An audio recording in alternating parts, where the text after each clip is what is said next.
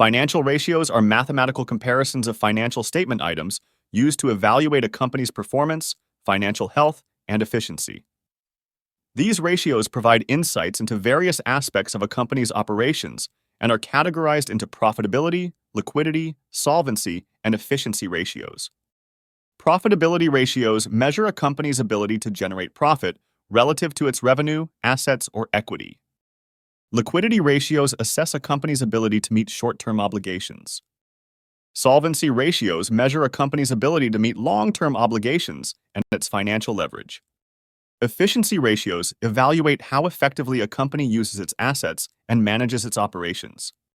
Financial ratios are essential tools for analyzing a company's performance and financial health.